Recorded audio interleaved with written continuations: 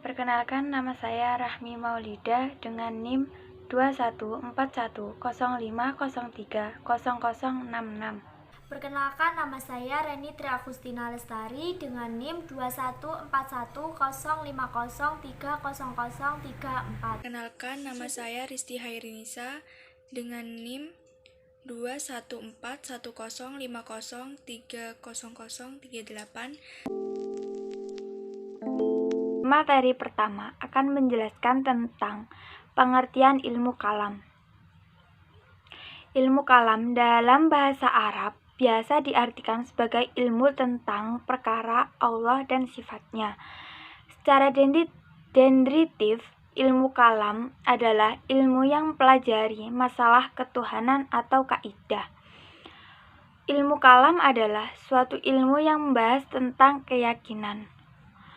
Menurut Harun Nasution dalam buku Muhammad Abduh dan Teologi Rasional Mu'taziliyah tahun 1987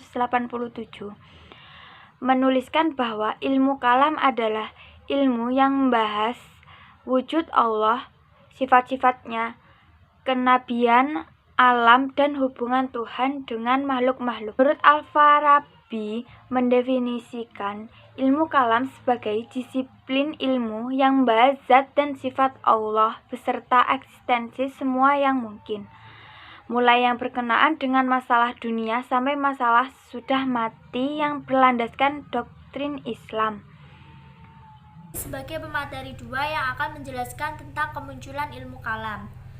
Persoalan pertama kali muncul di tengah-tengah wafatnya Nabi Muhammad SAW adalah persoalan politik, yaitu siapakah pengganti Rasul sebagai kepala negara dan pembawa risalah untuk disampaikan pada umatnya.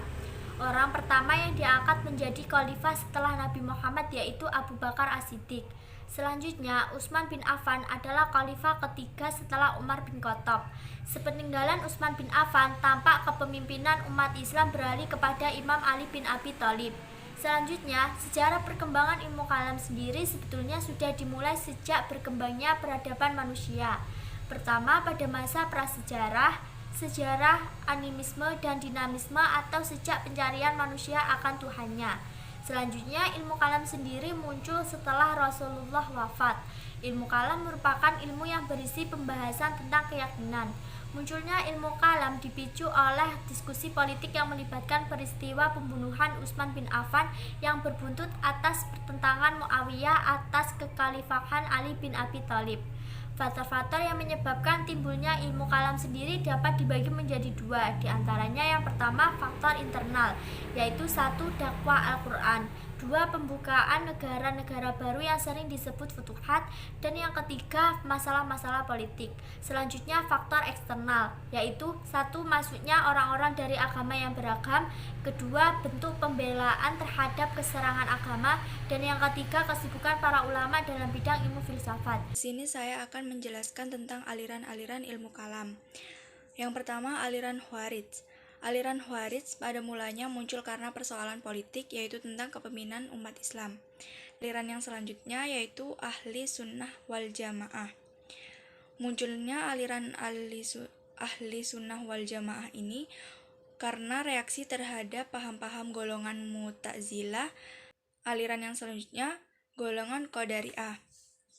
Paham Qadariyah pada hakikatnya adalah bagian dari paham-paham Mu'tazilah, karena imam-imamnya terdiri dari orang-orang Mu'tazilah.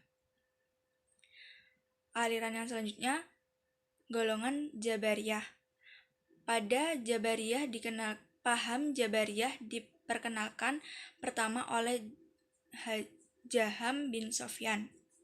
Manusia dalam paham ini terkait dengan kehendak mutlak Tuhan. Yang selanjutnya, aliran golongan Mu'tazilah.